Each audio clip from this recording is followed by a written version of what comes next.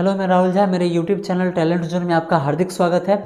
फिर मैं आपके बीच उपस्थित हूँ अपने ऑब्जेक्टिव के सेट का तीसरा वीडियो लेकर, जिसमें मैं आपको मॉडल सेट फर्स्ट का 21 से 30 तक का ऑब्जेक्टिव करवाऊंगा। चलिए बिना टाइम खोटा किए हुए बढ़ते हैं अपने ऑब्जेक्टिव की तरफ। आप अपने सामने अपने मॉडल सेट को खोलकर बिल्कुल रख लीजिए, क्योंकि एक एक ऑब्जेक्टिव मैं आपको बताने वाला हूँ। हो सकता है कि बीच में नंबर बोलने में मैं मिस कर जाऊँ, लेकिन क्वेश्चन आपको मैं प्रॉपरली बोलूँगा, प्रॉपरली समझाऊंगा। चलिए अब देखिए, यहाँ पे हमारा जो 21 नंबर क्वेश्चन है, कह रहा है कि एक त्रिघात बहुपद के शून्यों की अधिकतम संख्या। त्रिघात बहुपद, त्रिघात बहुपद, त्रिघात बहुपद। देखिए सिंपल सा लॉजिक है। रैखिक पूछेगा, रैखिक अगर पूछ रहा है तो इसके हलों की संख्या 1। द्विघात पूछ रहा है तो इसके हलों की संख्या 2, और त्रिघात पूछ रहा है तो इसके हलों की संख्या 3। आपसे त्रिघात पूछ रहा है, इसके हलों की संख्या 3 निकलेगी। ऑप्शन नंबर सी इसका सही है, टिक लगाइए। अगला क्वेश्चन है 22 नंबर में। 22 नंबर में क्वेश्चन कह रहा है कि m cube minus 3m square minus m plus 3। ये जो बहुपद आपको त्रिघात बहुपद दिख रहा है, इसमें कह रहा है कि इसके शून्यकों का योगफल निकालिए। इसके भी शून्यकों का योगफल यानी कि अल्फा प्लस बीटा का मान वही होगा माइनस बी बाई ए। आगे बढ़ते हैं।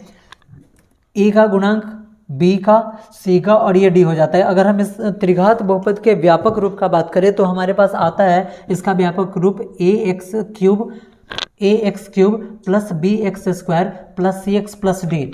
यानी कि ये b हो जाता है, ये a हो जाता है, यहाँ c मिलेगा, यहाँ d मिलेगा।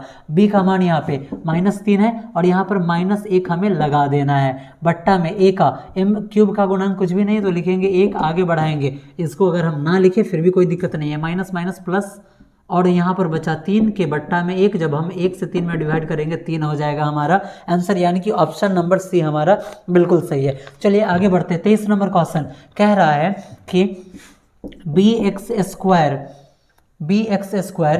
Plus b x plus c बराबर 0। इसका विवेचक कह रहा है, द्विघात समीकरण का क्वेश्चन है, विवेचक कह रहा है। और द्विघात सूत्र से आपका समीकरण भी हल होता है। अगर आप 10th के स्टूडेंट है, अगर आपने मैथ में कुछ भी पढ़ा है, द्विघात समीकरण पढ़ा है, तो इतना चीज़ आपको पता होना चाहिए।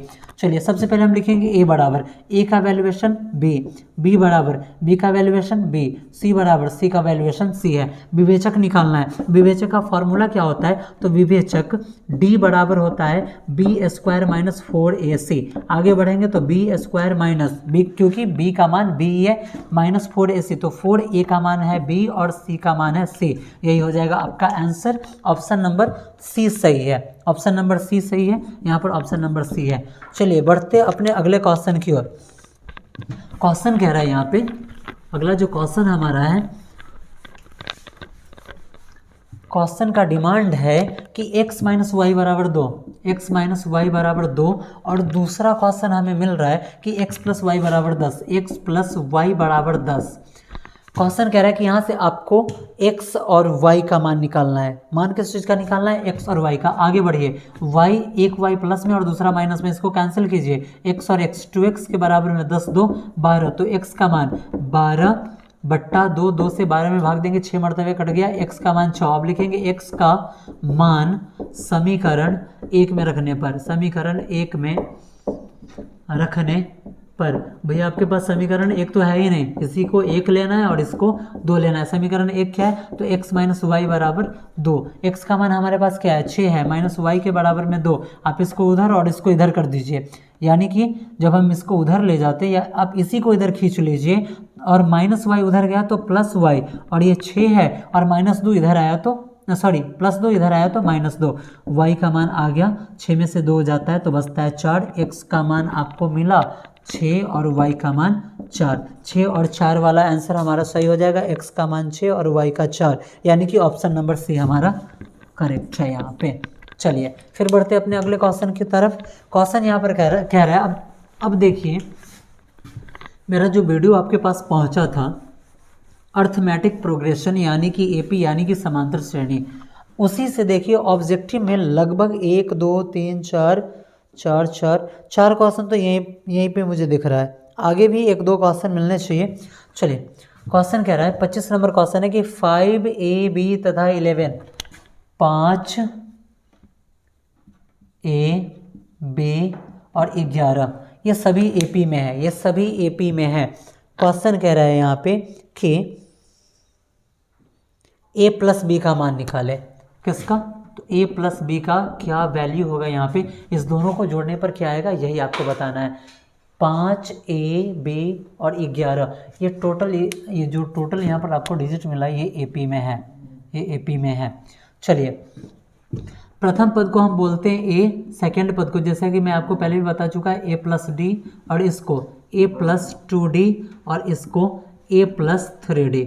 आपको a और b का वैल्यू निकालना है। a और b का वैल्यू निकालने के लिए आपके पास a होना चाहिए और d होना चाहिए। a तो आपके पास है, आपके पास d नहीं है। हम करेंगे क्या, देखिए यहाँ पे हम करेंगे क्या, हम यहाँ लिखेंगे चूँकि a बराबर 5 और यहाँ पर a प्लस 3d बराबर क्या है 11 है।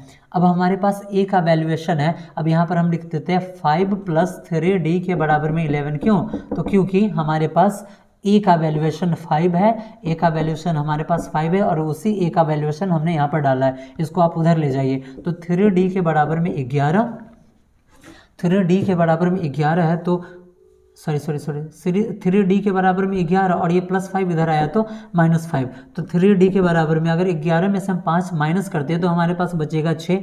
तो d बराबर 6/3, 3 से 6 कट जाएगा, 2 मरतबे d का मान यहाँ पर आ गया 2। d का मान आया 2। आपको निकालना है क्या, a और b का मान। यहाँ पर देखिए a का मान क्या है, a प्लस d है, a का मान 5 प्लस d का मान 2, तो 5 2 7। और उसके बाद b का मान क्या है आपके पास, a plus 2d, a plus 2d, a का मान 5 और प्लस 2 गुने d का मान 2। आगे बढ़ाएंगे तो 5 और 2 दूनी 4, 5 4 9।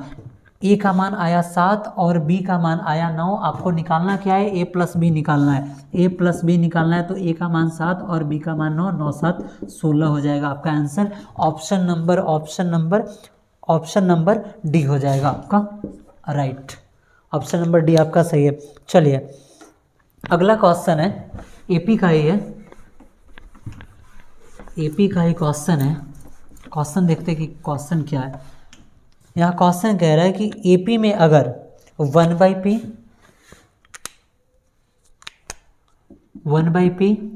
कॉमा 1/p कॉमा 1 माइनस पे बाई पे कॉमा 1 - 2p बाई पे हो तो इसका सार्व अंतर यानी कि आपको यहाँ पर डी फाइंड करना है। डी का वैल्यू यहाँ पर क्या होगा यही आपको निकालना है। चलिए मैंने आपको पहले भी बता चुका है कि अगर आपको डी का वैल्यू निकालना हो तो आपको करना क्या है, T2 माइनस T1 करना है। जहाँ पर ये T1 हो जाता है, ये T2 हो जाता है। T2 का वैल्यूएशन क्या है, 1 माइनस p बाई p और यहाँ से माइनस कर देना है T1 को। T1 का वैल्यू क्या है, 1/p है। ये बटाबर का घटाव हो गया, p और p का एलसीएम p से p में अगर हम डिवाइड करते हैं तो 1 मरतबे कटेगा और 1 से अगर 1 माइनस p में अगर हम मल्टीप्लाई करते हैं तो 1 माइनस p ही आता है। माइनस p से p में अगर हम डिवाइड करते हैं तो 1 मरतबे कटेगा और 1 से अगर हम 1 में मल्टीप्लाई होता है तो 1 ही आएगा। +1 -1 कैंसिल हो गया, माइनस p बाई p से p कट गया, कितने मरतबे, 1 मरतबे। आपका आंसर -1 आ जाएगा। ये हो गया आपका आंसर। ऑप्शन नंबर सी आपका करेक्ट है। चलिए अगला क्वेश्चन है, एपी का ही है। अगर आपने एपी में जो मेरा अर्थमेटिक प्रोग्रेशन का आपके पास वीडियो पहुंचा था, अगर उसमें आपने एपी सही ढंग से पढ़ा है तो मुझे नहीं लगता है कि आपको एक भी क्वेश्चन इसमें प्रॉब्लम होने वाला है। अब एपी में क्वेश्चन कह रहा है कि आपका क्वेश्चन कह रहा है कि 10,7,4 10,7,4 डॉट डॉट डॉट का 30वां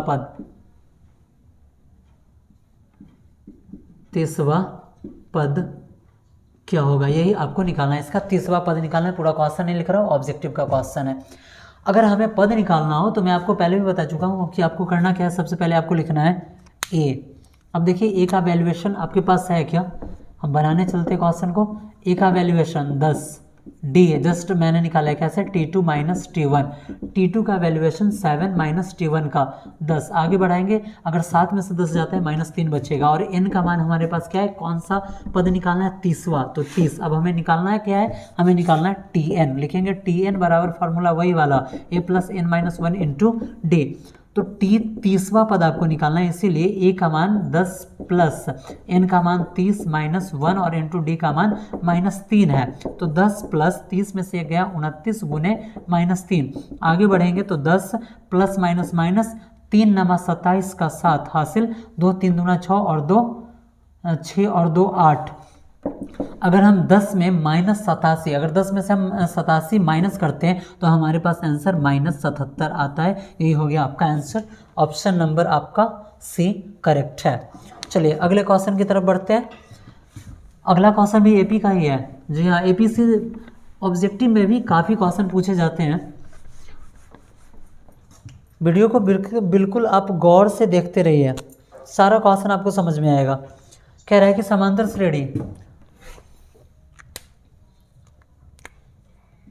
5, 8,11 डॉट डॉट डॉट का कौन सा पद 383 है। 383 है, यानी कि यहाँ पर ये जो 383 दे रहा है कौन सा पद है, यानी कि ये लास्ट पद ही हमसे पूछ रहा है यहाँ पे। इसको सॉल्व करते हैं कैसे, तो ए का वैल्यूएशन 5 है, डी का T2 माइनस T1 हो जाएगा।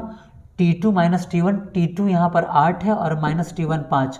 8 में से 5 को माइनस करते हैं तो 3 आएगा, और जो लास्ट पद होता है उसे हम Tn मान लेते हैं, An या Tn आप कुछ भी ले सकते हैं। 383 आपको निकालना क्या है, n निकालना है। आगे बढ़ते हैं, लिखेंगे Tn बराबर a प्लस वही घिसा पिटा फॉर्मूला -1 इंटू डी। Tn का वैल्यूएशन 383 के बराबर में a का वैल्यूएशन 5 है प्लस n का मान हमें निकालना है और d का मान हमारे पास 3 है। आगे बढ़ते हैं, ये 5 प्लस में इधर आएगा माइनस में, यानी कि हमारे पास कुल मिलाकर कहानी क्या बनता है, n-1 इंटू 3 के बराबर में 383 माइनस 5। अगर 383 में से अगर हम 5 माइनस करते हैं तो हमारे पास क्या आएगा, तो हमारे पास आ जाएगा 378।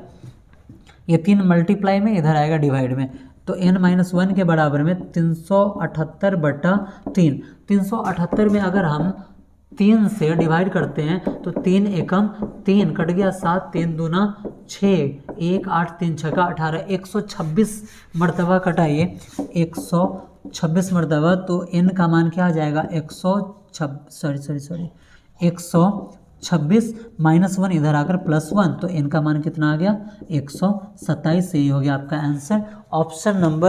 ऑप्शन नंबर डी आपका करेक्ट है। क्वेश्चन कह रहा है यहाँ पे, अब अगला क्वेश्चन आप पहुँच जाइए कहाँ, ट्रिगो में। वैसे अभी तक तो मैंने आपको ट्रिगो नहीं पढ़ाया है, लेकिन अगर आप 10th क्लास के स्टूडेंट हैं और आप एग्ज़ाम के नज़दीक खड़े हैं तो ट्रिगो का कुछ ना कुछ मान आपको याद होने चाहिए। अगला क्वेश्चन है कि √3/2 बराबर है। ऑप्शन क्या क्या दे रहे हैं यहाँ पे, ए नंबर में sine 30 degree, B sine 60 degree, option number C tan 30 degree, और उसके बाद ऑप्शन नंबर डी है आपका cos 60 डिग्री। ये जो √3/2 होता है साइन 60 का मान होता है, आपको ये याद रखना पड़ेगा। चलिए अब हम फिर से पहुंच चुके हैं अपने 30वें नंबर के करीब। जी हाँ, बिल्कुल 30वें नंबर के करीब। आइए अगला क्वेश्चन है यहाँ पे tan थीटा बराबर 1 है, तो थीटा का मान आपको निकालना है। आपको किस चीज़ का वैल्यूएशन निकालना है, थीटा बराबर क्या होगा यही आपको बताना है। अब देखिए tan में होता है तो कितना थीटा का मान 1 होता है, तो 45 का होता है। हम यहाँ लिखेंगे tan थीटा बराबर 1 का वैल्यूएशन tan 45 डिग्री के बराबर हो जाता है। tan से tan क्रॉस हो गया, थीटा के बराबर में 45 आपका हो गया आंसर। चलिए फिर से आपके 10 वीडियो इस सेट के कंप्लीट हो चुके हैं। इस वीडियो में जस्ट मैंने अभी आपको 21 से 30 तक का क्वेश्चन करवाया है, और 10-10 क्वेश्चन के ऐसे ही सेट आप तक पहुंचते रहेंगे। आप वीडियो को एंजॉय करते रहिए, देखते रहिए और अपने सामने, जैसे कि मैं अपने हर एक वीडियो में बता रहा हूँ, दोहरा भी रहा हूँ कि आप अपने सामने बोर्ड द्वारा इशू किया गया मॉडल सेट जरूर सामने रखिए, ताकि समझने में आपको बिल्कुल भी तकलीफ महसूस ना हो। क्यों? क्योंकि मैं क्वेश्चन नहीं लिख रहा हूँ, मैं क्वेश्चन बोल रहा हूँ और उम्मीद कर रहा हूँ कि आपको बिल्कुल क्वेश्चन समझ में आ रहे होंगे। फिर मिलते हैं अपने ऑब्जेक्टिव के पार्ट 4 यानी कि वीडियो संख्या 4 में। तब तक के लिए धन्यवाद।